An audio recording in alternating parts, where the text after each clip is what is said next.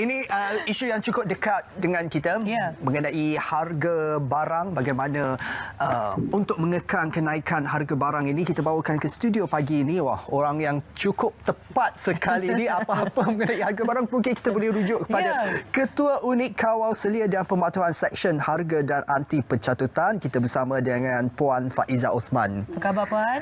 Alhamdulillah, sihat. Okey. Baik, soalan pertama saya selepas pelaksanaan SST mengikut pemantauan unit Puan dari segi pematuhan dan penguasaan, kesan langsung kepada harga barang sehingga kini. Okey. Dari segi usaha ataupun dari segi langkah yang kita ambil dari segi peranan kementerian dari segi untuk menangani harga barang even sebelum ataupun semasa pelaksanaan SST itu adalah melalui penguasaan Akta Kawalan Harga dan Anti Pencatutan. So melalui akta ni sebenarnya kita ada satu skop yang mana satu perundangan khusus untuk mengawal ataupun merupakan satu mekanisme kawalan untuk memastikan sebarang kenaikan harga barangan yang berlaku tu adalah berasas dan orang cakap munasabah. Sekiranya sebarang kenaikan berlaku tu menyebabkan melebihi ataupun margin ataupun markup bagi barangan tersebut untuk tahun semasa, ia merupakan satu kesalahan yang dibawa, dia peruntukkan di bawah Seksyen 14 Akta Kawalan Harga dan Anti Pencatutan, yang mana tindakan tegas dan juga pemantauan secara berterusan yang kita laksanakan dari semasa ke semasa berhubung dengan perundangan tersebut. Selain juga daripada itu, kita juga ada membuat pelbagai langkah juga seumpamanya, iaitu dari segi tindakan proaktif, pemantauan, pemeriksaan setiap peringkat rantaian pengedaran, pembekalan barangan bagi semua barang dan perkhidmatan. Ia tidak khusus pada skop pelaksanaan SST itu sendiri, tapi terpakai pada semua skop. So yang mana kita cuba tengok sama ada di peringkat rantai yang mana peniaga-peniaga yang cuba manipulasi harga yang menyebabkan berlakunya aktiviti pencatutan tersebut. Okey, Puan, ini termasuk penguatkuasaan dan pemantauan yang berterusan. Ya, betul. Oleh pihak Puan sendiri. Jadi bagaimana modus operandi itu sendiri? Ramai juga tertanya, jadi dari semasa ke semasa ke ada waktu-waktu tertentu pemeriksaan akan dilakukan ke atau bagaimana, Puan? Okey, sebenarnya pemeriksaan di bawah perundangan ni memang kita laksanakan secara berterusan. Sebelum ni kita dah ada 3 mekanisme sebelum ni dari segi perundangan ni sajalah. Tapi yang terkini kita perundangan Peraturan Kawalan Harga Anti Pencatutan, mekanisme untuk menentukan tengah tinggi tidak munasabah yang berkuat kuasa pada 6 Jun 2018 telah memperluaskan skop barangan dan perkhidmatan kepada semua. So yang mana pemeriksaan kita adakan secara sepanjang masa melalui tindakan di bawah operasi catut. So setiap tahun kita akan adakan operasi catut yang mana kita adakan pemeriksaan, kita adakan siasatan dan juga sebarang tindakan tegas di bawah kesalahan di bawah peruntukan akta tersebut akan diambil tindakan. Kerjasama dengan masyarakat dijalin sekian lama kerana pengguna, pembeli, masyarakat sebagai ejen kepada penguatkuasa itu. Bagaimana melihat impaknya secara keseluruhan? Setakat ini banyak aduan yang disalurkan. Ya, kita takdirkan memang 1,000 lebih untuk aduan saja sehingga bagi tahun ini, bagi pelaksanaan sempena pelaksanaan SST kita terima. Tapi walau bagaimanapun dari segi orang cakap balancing lah antara komitmen sebenarnya kerjasama peringkat pengguna dan juga peringkat peniaga di samping penguasaan yang berterusan perlu bagi memastikan dari segi penentuan harga barang ni balance di pasaran. Sebenarnya hak pengguna dia kena aware dari segi hak mereka, peranan mereka, tanggungjawab mereka di samping penguasaan yang kita laksanakan untuk memastikan peniaga itu patuh pada perundangan yang sedang berkuat kuasa. Kerjasama komitmen pengguna itu perlu. Dia boleh ajukan aduan kepada saluran yang betul, tapi sekarang ni disebabkan laman sosial itu terlalu mudah, terlalu aktif, kita akan dapat setiap hari ada je yang muat naik resit yang tak berpatutan, kedai itu caranya memang diambil maklum oleh pihak KPDN HEP atau bagaimana? Akan ada tindakan susulan ataupun tunggu aduan yang disalurkan secara terus? sebenarnya pihak kementerian ini telah menyediakan pelbagai saluran penyediaan untuk aduan, antaranya aplikasi WhatsApp dan juga sistem isi adu ataupun sistem e-aduan, dan juga mana-mana pengguna yang buat aduan boleh hadir sendiri dekat pejabat ataupun dekat Kementerian Perdagangan Dalam Negeri dekat mana-mana yang berdekatan. So dalam tindakan untuk kita mengambil sebagai asas untuk kita melaksanakan pemeriksaan, kita perlukan satu aduan yang orang cakap jelas. So peniaga perlu memberi maklumat yang detail lah, berhubung kalau let's say dia mengatakan berlakunya kenaikan harga barang. Barang apa yang dimaksudkan?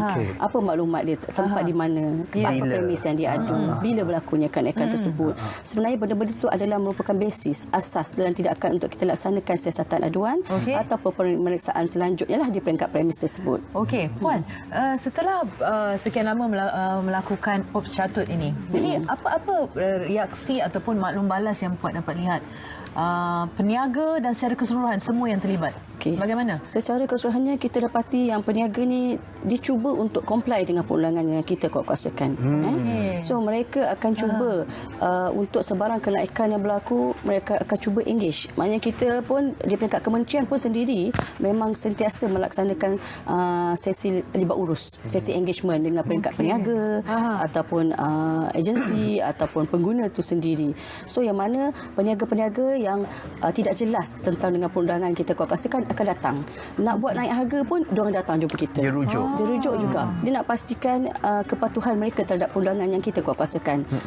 Sebab kita tahu dari segi peringkat peniaga komitmen dia tinggi setakat ni. Dari segi engagement diorang. Ini yang kita nak dengarkan sebenarnya setelah apa yang dilakukan. Mereka sebenarnya sedar bahawa mereka perlu mematuhi peraturan-peraturan yang ditetapkan. Bukan sahaja kerana ada ops catut yang dianjurkan, tetapi secara berterusan sebagai menjalinkan hubungan yang baik sebagai peniaga sesama pengguna juga. Betul. Ya, baik.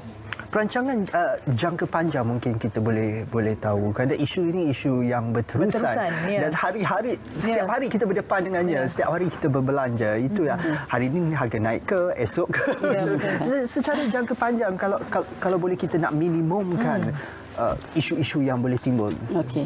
Sebenarnya salah satu macam saya katakan tadi, usaha kementerian ataupun langkah kawalan yang kita ambil di peringkat kementerian, yang pertamanya memang kita melaksanakan penguasaan yang tegas di bawah perundangan Akta Kawalan Harga dan Anti Pencabutan.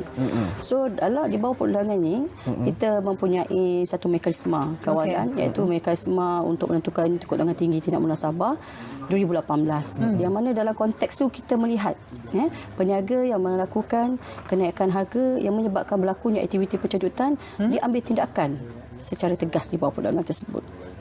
So selain daripada itu, kita membuat pemantauan yang secara berterusan, tindakan proaktif yang mana kita akan serahkan notis kepada peniaga-peniaga yang menaikkan harga secara mendadak.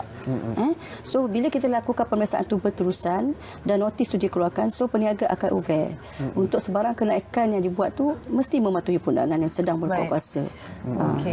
So selain itu juga kita memang melaksanakan skim kawalan harga musim perayaan. Itu untuk perayaan-perayaan utama di seluruh negara.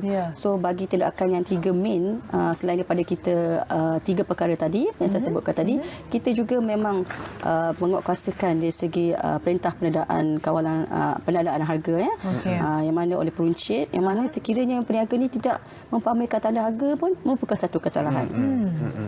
Selain daripada itu juga tadi kita juga ada, macam saya katakan tadi, bila notis kita kemukakan notis pada peniaga, peniaga perlu memberi maklum balas dalam tempoh masa yang telah ditetapkan. So keengganan peniaga untuk memberi maklumat yang betul ataupun enggan memberi maklum balas juga merupakan satu kesalahan yang mana boleh diambil tindakan. So kalau kita tengok pelbagai tindakan yang boleh diambil di bawah perundangan tersebutlah. Jadi awas, berjaga-jaga. Okey. Jadi di kesempatan ini, apa peringatan yang boleh Puan sampaikan pada pengguna, semua yang sedang menonton selaku pengguna di luar sana? Okey. Penentuan harga ni dipengaruhi oleh pelbagai faktor penyumbang.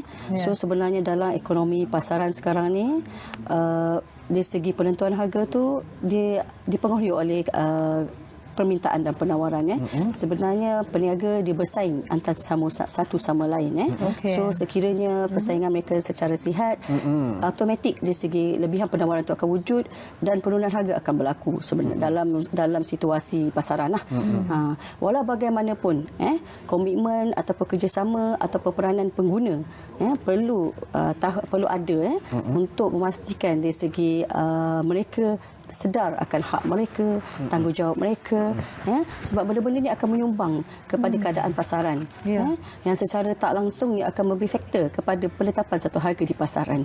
Okey. Baik, itulah dia. Perang harga ni tidak akan berakhir tapi kita perlukan unit kawal selia di situ untuk mengimbangi keadaan supaya hak pengguna juga terjaga, peniaga juga terjaga. Terima kasih Puan dengan perkongsian itu. Baik.